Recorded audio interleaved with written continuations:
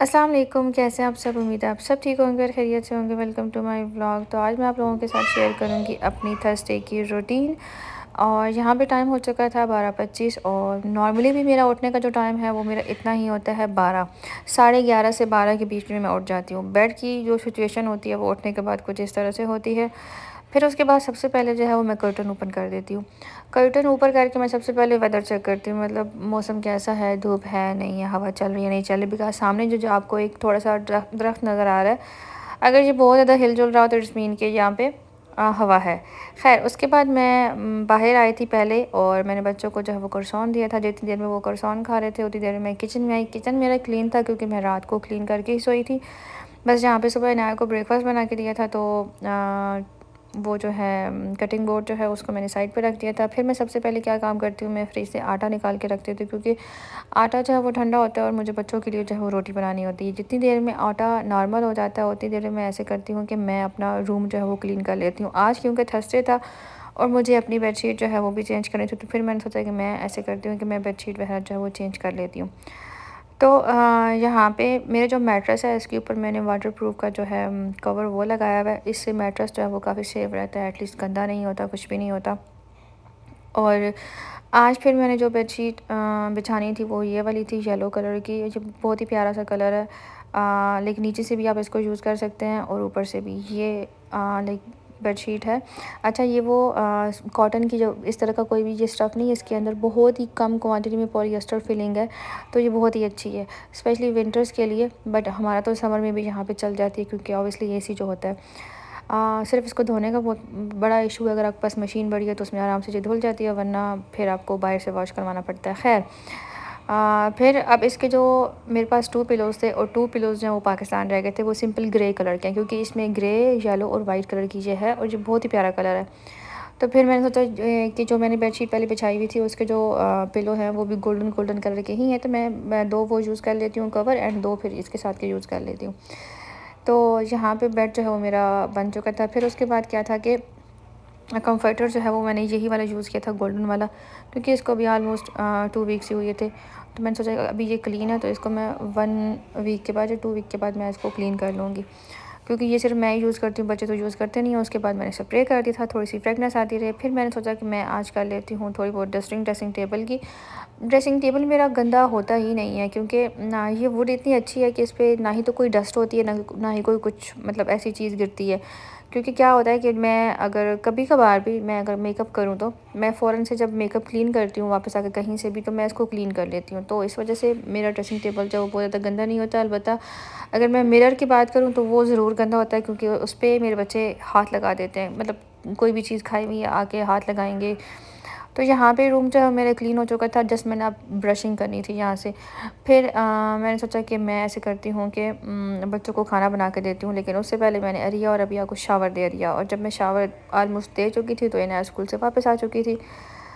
फिर आज उसको ड्रेस मिला था, उसकी ग्रेजुएशन सेरेमनी का। ये ड्रेस इन टीचर्स ने मंगवाया था, किसी और कंट्री से उन्होंने ये बच्चों के लिए ड्रेस मंगवाया। और इनाया को जो बेल्ट है बेसिकली इसका ये बिल्कुल नहीं पसंद आया। शी सेड कि मुझे ये बिल्कुल नहीं अच्छा लग रहा, मुझे अनकंफर्टेबल लग रहा है, तो मैंने ये नहीं पहना। मैंने फिर उसे बोला, मैंने कहा कोई बात नहीं, आपने थोड़ी देर के लिए तो पहनना है, जब आपका फंक्शन होगा आपने डांस वगैरह करना है तो उसके बाद आप फिर उतार देना।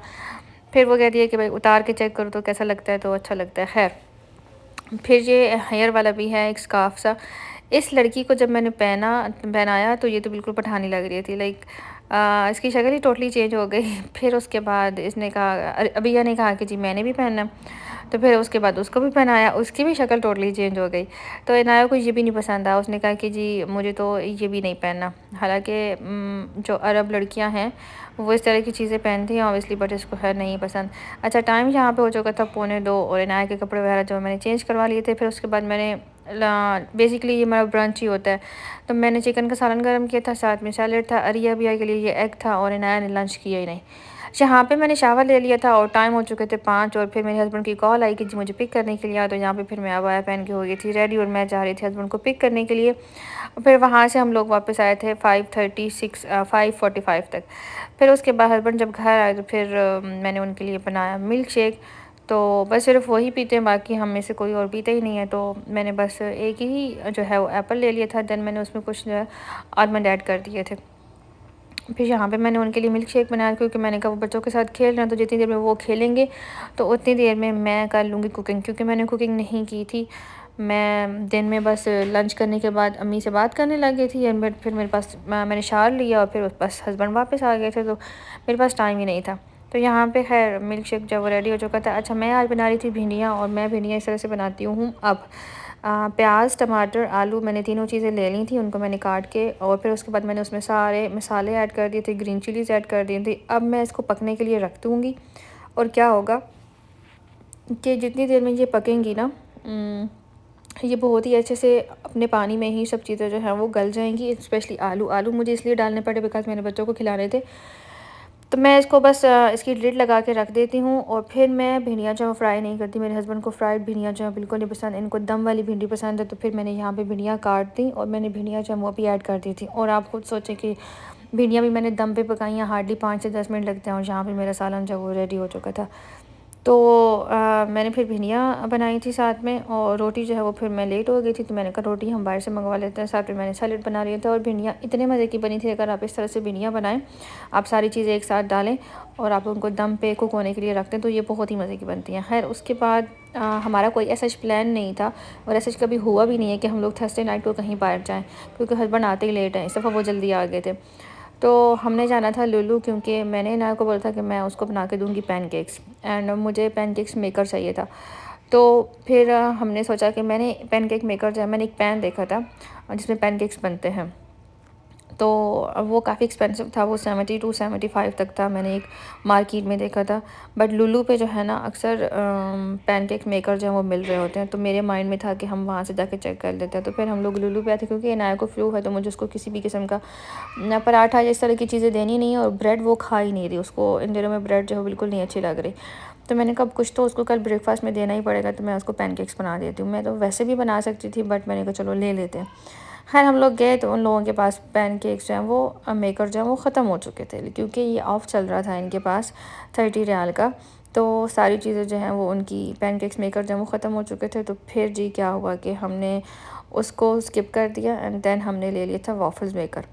तो वो भी काफ़ी अच्छा था, वो भी 30 रियाल में ही था। इनके पास डोनट मेकर भी आया हुआ था, बहुत ही मिनी डोनट जो है वो उसमें बनते हैं, वो भी आया हुआ था, बट वो भी ख़त्म हो चुका था।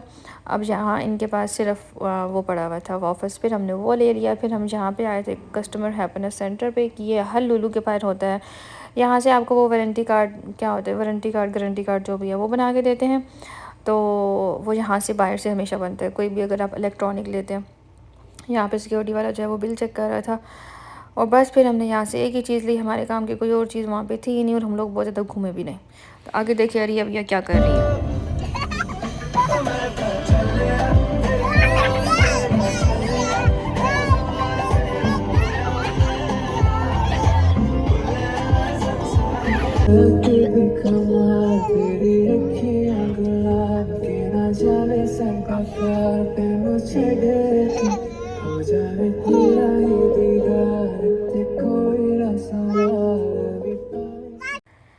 तो आई होप आपको आज का व्लॉग पसंद आया होगा। अगर पसंद आया तो please subscribe to my channel and like my video, and don't forget to press the bell icon. और मुझे कमेंट बॉक्स में ज़रूर बताया करें। Thank you so much for watching. Take care, अल्लाह हाफिज़।